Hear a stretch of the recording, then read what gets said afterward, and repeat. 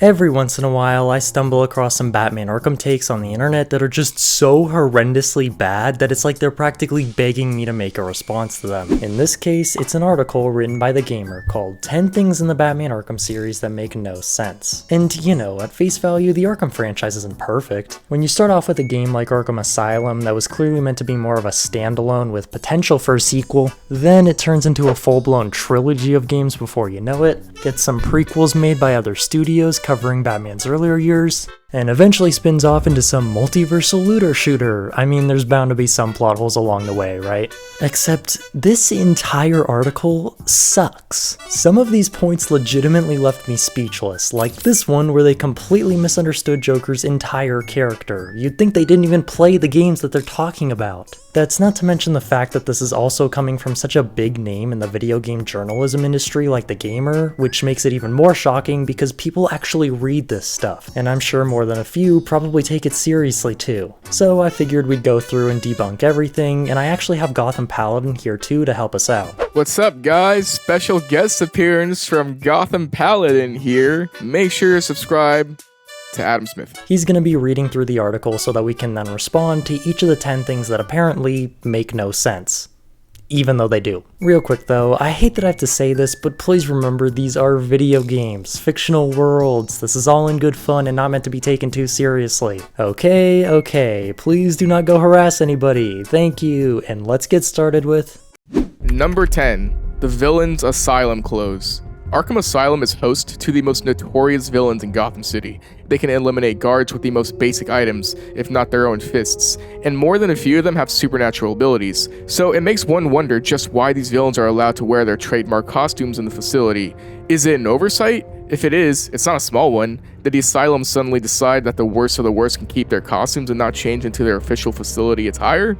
Who was allowed to wear their trademark costume in Arkham Asylum? Because last I checked, all of the regular thugs are in standard uniforms. The knife enemies wear orange and red jumpsuits with iron restraints. One look at the lunatics, and yeah, those guys are definitely not wearing their outfits of choice. If you want to say this only applies to the supervillains specifically, okay, well, Killer Croc has a shock collar with chains around his wrists and ankles, along with bright orange inmate pants, and Bane's also wearing basically the same thing too. Poison Ivy has an Arkham top. I'm not kidding, it literally says Arkham on it. It's not exactly hard to miss. Zaz is decked out in leather straps and chains to lock him down. And even if you want to argue that, hey, he still wears that in the later games too, good for him, but it was almost definitely the Asylum that put him in this stuff to begin with. So who are they even referring to here? Joker, who was just captured, so of course he still has his clown costume on? Harley, who wasn't even an inmate at the time, but rather snuck into the facility with the help of Officer Bowles? Scarecrow, who we don't even see until later into the game after the Asylum's been completely taken over by Joker? Who's to say he didn't just change out of his jumpsuit at some point before he crossed paths with him? I mean, the guy literally had an entire secret lair hidden in intensive treatment. I think it'd be more logical to assume that he just stored his Scarecrow equipment down there instead of randomly guessing that the Arkham Asylum staff members would let him run around in a costume that has fear toxin built into it.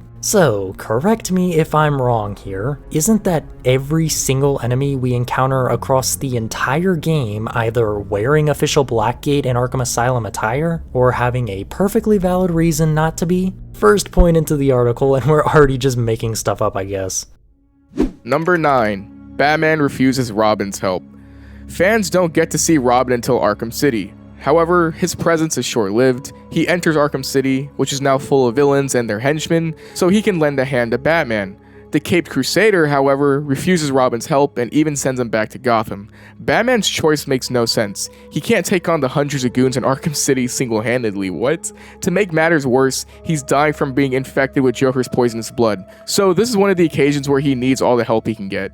This is completely in character for Batman. At this point, Bruce still has no idea what Protocol 10 is or what Hugo Strange is planning. Ra's al Ghul and the League of Assassins are his next target. Tensions and gang war within Arkham City is escalating rapidly to extremely dangerous levels. Yeah, so in the face of all this danger, what does Batman do? He pushes his ally away back to where he'll be safer. I mean, he does this exact same thing to Tim in Arkham Knight as well. Bruce turns down Robin's requests to come help him early on into the story, and then literally locks him up in a cell to prevent him from going after Scarecrow by himself later into the game. Why? Because Batman in the Arkham series prioritizes the safety of his allies more than anything, especially after seeing what happened to people like Alfred or Jason Todd. This isn't something that doesn't make sense or can't be explained, it's simply a character flaw that's constantly thrown in your face, whether it be Batman planning on ignoring Protocol 10 entirely so that he could go after Talia, despite the fact that hundreds of Arkham City inmates were being blown to bits at the time, blaming himself for Oracle getting kidnapped because he 1. Let her stay in Gotham where things were a lot more dangerous, and 2. couldn't be there to protect her. You get the idea, it's a big part of his character. Plus, it's not like he's pushing Robin away for no reason. He gives him a very important task by saying, "Take this,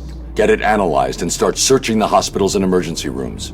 Anyone with this blood in them will be dead within 24 hours. Like, he literally does employ Robin's help here anyways. Bruce can only be in one place at a time, so this incredibly serious task that he just can't get to at the moment, but could help save countless innocent civilians from being poisoned with Joker's deadly blood? Here, Robin, you deal with it, while I'm busy trying to find a cure for Titan poisoning and putting a stop to Hugo Strange's super prison. Again, another thing that makes perfect sense. Number 8. Titan production at Arkham. In Arkham Asylum, Joker's grand plan involves setting up a Titan production plant so he can make his henchmen superpowered. The thing is, he set up the plant inside Arkham Asylum itself, right in the heart of the botanical gardens. How could Joker have set up something that elaborate in the middle of a high security facility like Arkham Asylum? Did no one notice it being built? How did Joker even manage to smuggle the equipment he needed inside if he was outside the asylum? This is something that needs a huge leap of faith to believe. Did they even play the games? Joker wasn't the one working on Project Titan or the one who set up this production plant inside of Arkham Asylum at all. He was simply the one funding it under his alternate alias, Jack White. The real people behind this classified project were the Asylum's doctors, led by Penelope Young, who were originally studying Bane's venom and developing Titan to try and find a way for weaker patients to survive more strenuous treatments. I've been digging deeper into Dr. Young. According to her bank records, there have been multiple payments starting last April until 2 months ago.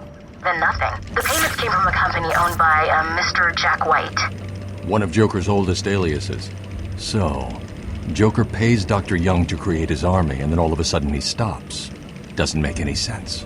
Well, the reason the payments stopped is because Dr. Young eventually found out that her mysterious benefactor was actually the Joker, leading to her trying to put a stop on the project entirely. Knowing that he'd been discovered and would have to do the rest himself, Joker purposely got himself captured to finally get into the asylum, cue the events of the game.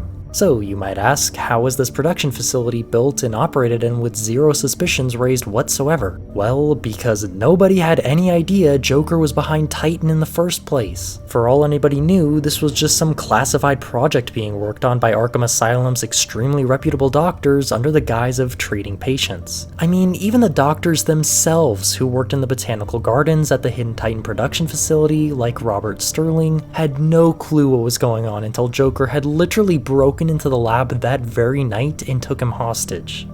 I'm sorry. I thought I was working for Dr. Young. I had no idea Joker was involved until he burst in the lab. Where is the lab? Back over there. I always get buzzed through. There's a hidden door, but, well, you know, it's hidden. I'll find it. Stay here. Yeah, this isn't really something that needs a huge leap of faith to believe. It's practically spelled out for you exactly how Joker did it. Number 7. Having Batman in Arkham Asylum. In Arkham Asylum, Joker attacked Gotham City Hall so that he could be arrested and sent to the asylum. For someone as dangerous as Joker, it was fairly obvious that Batman would be the one to take him down and bring him to the facility. He continued with his plan even when Batman was in the facility with him. He might have restricted other people from entering the asylum, but that just meant he was trapped with Batman. Joker's plan was doomed to fail from the moment he locked down the asylum with Batman inside it. I think they might have missed the entire point of Joker's character. The whole idea behind Joker is that without Batman, crime has no punchline. He doesn't just want to cause chaos, he wants Batman there to witness his chaos, to react to it, to be a part of it, because without Batman there, it would all be completely meaningless to him. We literally see this perspective for ourselves in Arkham Origins. Before Batman, he had no purpose and was just ready to embrace death, but after Batman saves him from falling off that rooftop, everything changes. He becomes obsessed. His life has a new meaning to it, like, wow, this guy gets me. He's just as insane as I am. Wouldn't it be so fun if we keep doing this forever? Yeah, okay, logically, it obviously wouldn't be ideal to try and pull a huge stunt like taking over Arkham Asylum while Batman is in it, right? But this is the Joker we're talking about. Logic isn't exactly his forte. Like, why would Joker guide Batman through the asylum right to him with big green arrows? Why would he have the whole night planned out with different events for Batman to deal with, like Scarecrow or Bane? Why would he set up a whole freaking party for Batman to go to at the end of the night? Because for Joker, the goal never was to just succeed at creating an army of Titan-enhanced monsters. It was to cause complete and total chaos, to put on a show with Batman right there to watch, because what fun would it be if he wasn't? This isn't a plot hole, it's just a character's motives. Well, at least the article's only way to go from here is up. Or at least you'd think.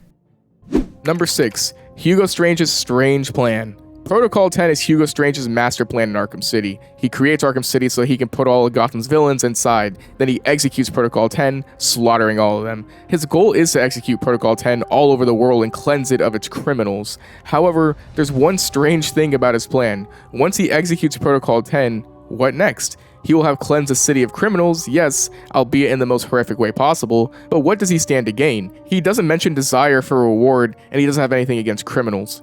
Oh boy. Hugo Strange has two main reasons behind his Arkham City master plan. One, he's a massive narcissist and egomaniac that sees himself as superior to Batman, and his end goal was to prove that not only to the world, but to Batman himself. By the end of the night, I will be a hero, just like you, Batman.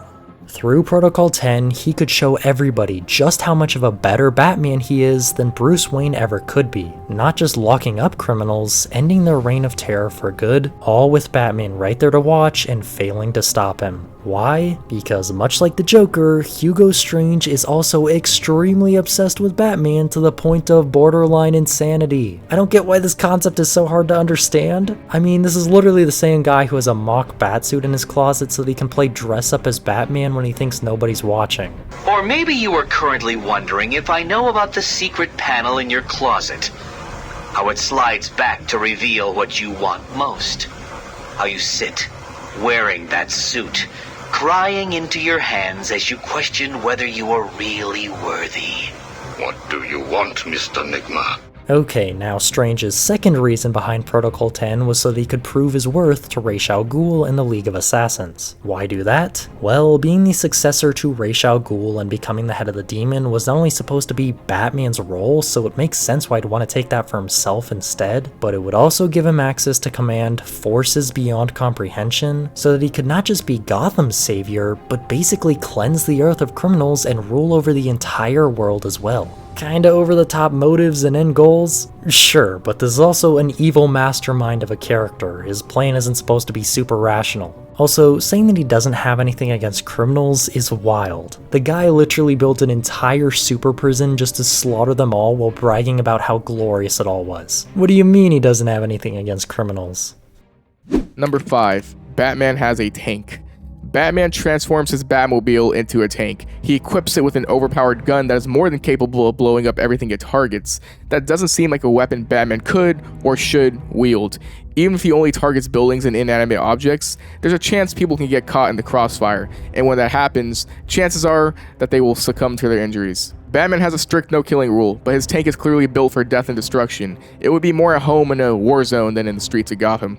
Man, you were so close to actually making a good point here. Yes, Batman's tank clearly is built for death and destruction, which would seemingly go against everything his character stands for, right? A vehicle that crushes everything in its path, equipped with too many weapons to even count. I mean, even with its built-in restraints, this thing could be a killing machine in the wrong hands.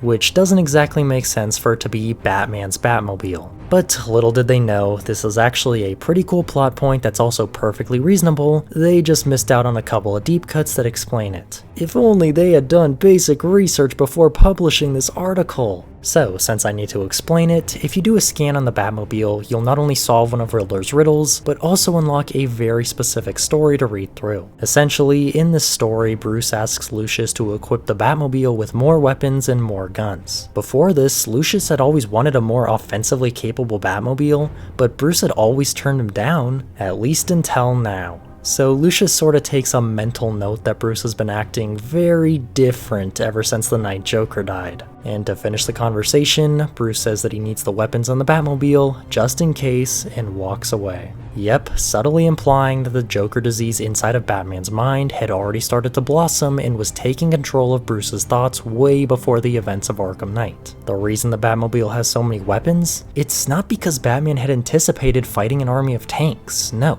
It was the Joker inside of him who had influenced Bruce into adding extra and over-the-top guns in order to turn the Batmobile into a killing machine. This whole idea is backed up by one of Joker's dialogues that Batman hears within his own head, where he'll tell you, Love the new car, Bats. Oh, all those guns. It's like an evil clown was whispering in your ear as you drew up the designs. Pretty interesting, right? I mean, Bruce still clearly had majority control over himself because non-lethal countermeasures were obviously implemented as well, but yeah, Batman's tank is still definitely over the top by his standards, not because he made those choices himself though. It was the Joker infection in the very back of his mind, a whispering voice in Bruce's ear, secretly influencing him to turn his car into a deadly machine. Number 4. Hush's Bruce Wayne disguise. Hush shows up in Arkham City, though he never actually fights Batman. Instead, Hush disguises himself as Bruce Wayne and commits crimes using Wayne's identity. When Batman finally catches him, he finds out Hush has fully recreated Bruce Wayne's face and is wearing it to commit his crimes. In Arkham City, Hugo Strange and a number of villains are on the hunt for Bruce Wayne, so when he commits crimes in Bruce Wayne's image, this should have drawn them to him like flies. It's improbable that they wouldn't go after him. I mean, the point isn't entirely wrong. Bruce Wayne was definitely a major target within Arkham City. Wait. I hear penguins put a price on your head. Once I'm done here, I'll go looking for rich boy Bruce Wayne. Maybe I can ransom back pieces of him to his loved ones. So the same goes for Hush if he were to get spotted. Perfectly sound logic. But let's take a look at where Hush was committing these crimes, and also where he was operating out of Arkham City, shall we? Here's the first body, second body's location, third and final body, and then his hideout. Spot any similarities? It's all back alley here, isolated area there, no big crowds of inmates anywhere. Yeah, it seems like Hush was very deliberate and careful in how he moved around the prison to avoid getting seen. If he were to have been seen by a large group, he probably would have been a dead man, but considering that we never overhear any open world conversations where somebody talks about seeing Bruce committing crimes or wandering around the streets, it sounds like that never happened. He moved quickly, kept his head down, only used back alleys, which is definitely believable. I'd also guess that it was probably a lot harder to recognize him as Bruce Wayne in the first place when he's wearing some big trench coat with his face all deformed and messed up, and his surgery to transform himself into Bruce wasn't even finished at this point, which is why he was even going around committing these crimes to begin with. Plus, even if he did get recognized every now and then, I think the fact that he was carrying around a bloody scalpel and cutting people's faces off would probably be enough to deter a couple of inmates, much like the ones we talked to during the side mission who seemed absolutely terrified of Hush. Tell me what you saw. There was this guy. He dropped the body there. He was weird looking. You won't believe me, but, well, he looked like Bruce Wayne. What? I know. Someone must have got to him. He was covered in cuts and bruises, but I'm sure it was him. The poor guy must have had a target the size of Gotham City painted on him. Looked like he'd been attacked by pretty much everyone in Arkham. You killed that man and dumped his body back there. Why did you take his face? It wasn't me. I just dumped the body. He told me to use bleach to clean it up. Who told you? Wayne, you know, the rich guy. You're lying to me. I'm not. There's an alley near the courtroom. That's where he is. He's crazy, man. You don't want to go in there. If the whole argument for something not making sense here was more so like, why is Hush even parading around as Bruce Wayne in the first place when he could be wearing his mask for safety purposes? Or why did Batman let Hush go when he could have easily chased after him at the end of the side mission? I'd probably agree, but of course they went for the one thing that's explained fairly well through dialogue and environmental details, making pretty good sense all things considered. Number 3. Batman's immunity to the explosive gel.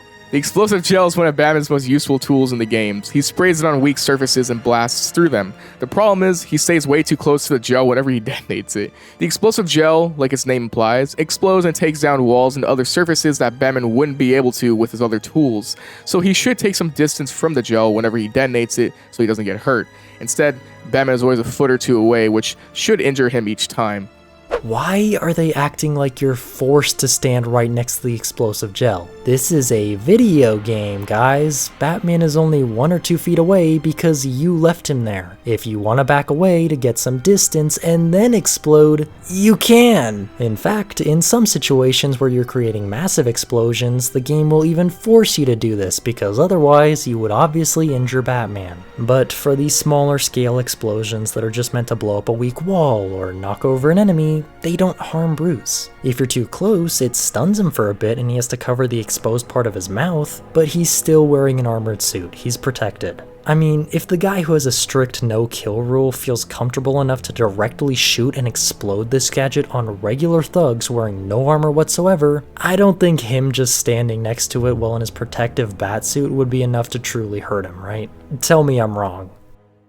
Number 2, Penguin captures Nightwing. Nightwing might not have any superhuman abilities, but he's nearly as good as Batman in almost every way. The Dark Knight trained him after all, so he's one of the best fighters in Gotham City and a brilliant tactician. Nightwing tracks down Penguin because of some dealings they had in Bloodhaven. Then, the improbable happens. Penguin captures him. Penguin is not a genius tactician or a skilled fighter, he's just a gangster with a slight mutation, so it makes little sense that he can capture Nightwing without help from another villain.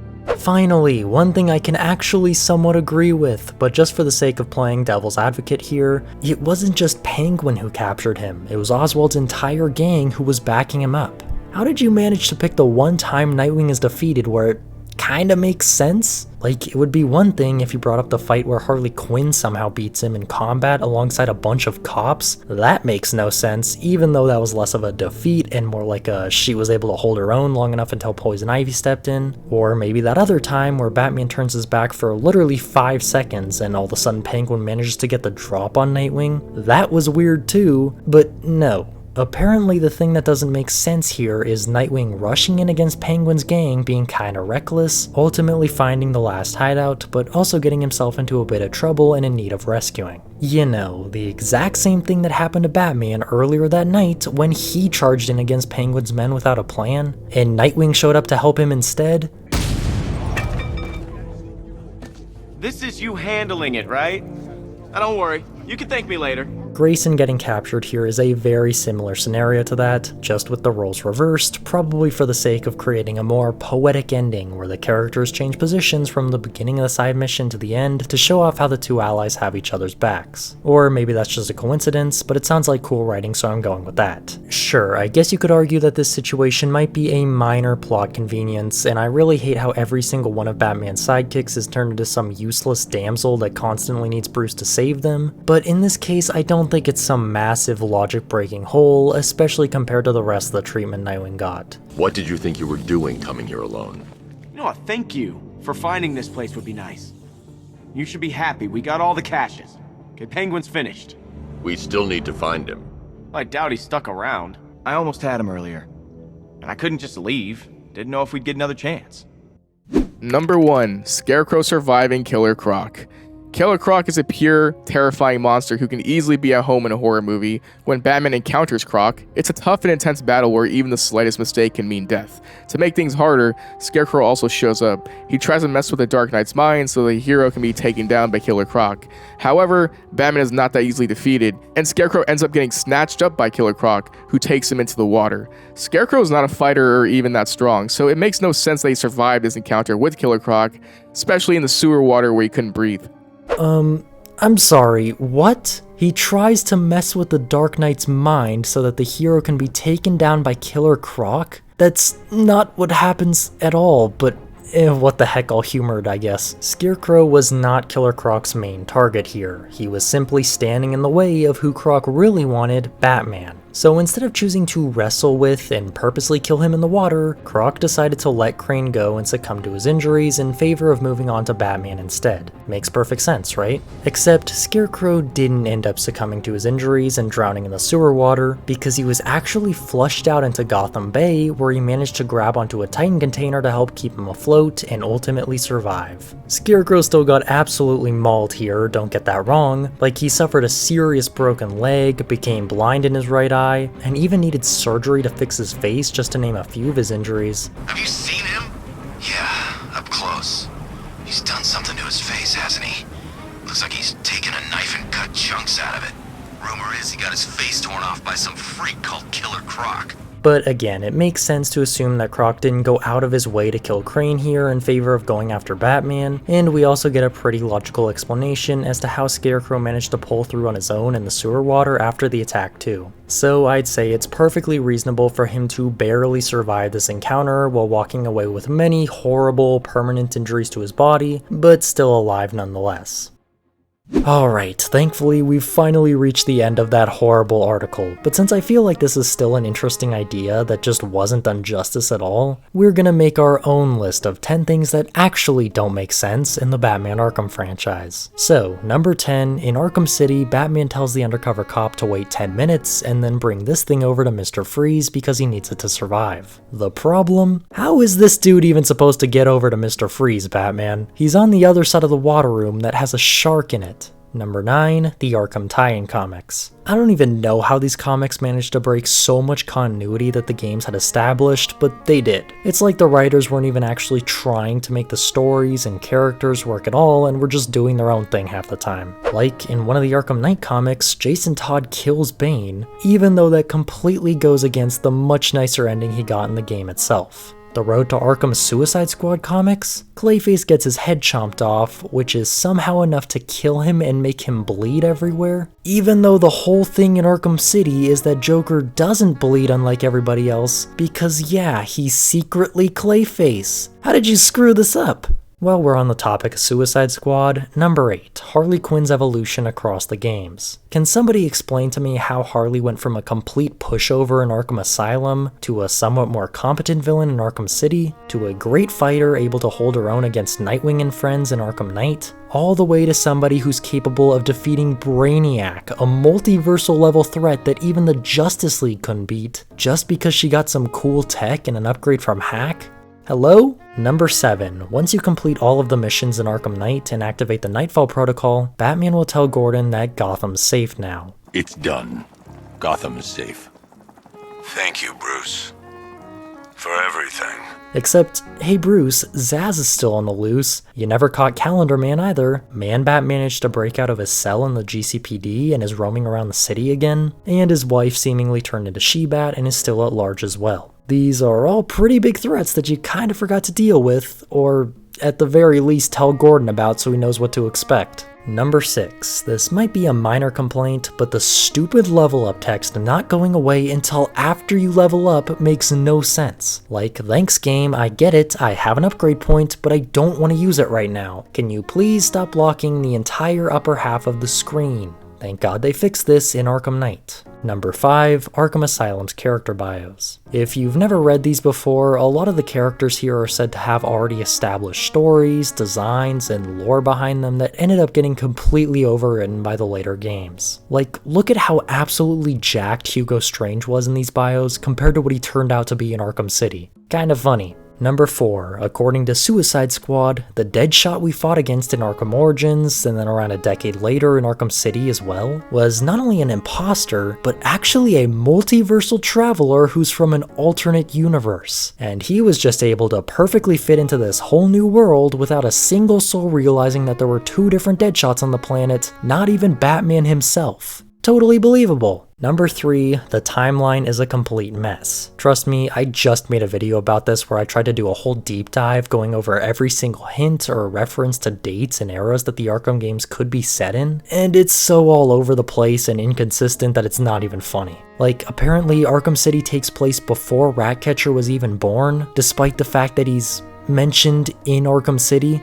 How does that work? Number 2, in Arkham Asylum, when Batman is getting attacked by Bane, he calls in the Batmobile to come and save him. The problem with this? The Batmobile was at Arkham North, and Batman was at Arkham West. So how did the Batmobile autopilot its way through the completely locked main doors that no one could get through? The only way to get by was through a small little maintenance store Batman was using, and the Batmobile is definitely not fitting through that. Number 1, in Arkham Knight, Batman is able to defeat the Joker disease within his mind, locking it up for good. So either Bruce overcame a literal blood mutation in his system through nothing but sheer mental willpower here, which is totally just one of those because he's Batman moments, or he was never truly infected during Arkham Knight, and everything was brought on purely by Scarecrow's toxins, since becoming Joker was probably his greatest fear, which would explain how he was able to conquer that fear in his own mind, right? The issue with that theory is that it goes against a lot of the story bits in the game, like that thing we were talking about earlier with how Bruce was already being influenced by Joker before ever getting exposed to fear gas. Yeah, whichever option is the correct one here that the writers intended, there's some big plot issues either way. So, moral of the story here, if journalists working for big name brand companies aren't willing to do basic research into the stuff they put out into our world, you should be cautious. Don't take everything you read on the internet as fact until it's been proven by somebody trustworthy. Such as myself. I don't know how this turned into a lecture on misinformation, but anyways, I'm Knerd, and thanks for watching.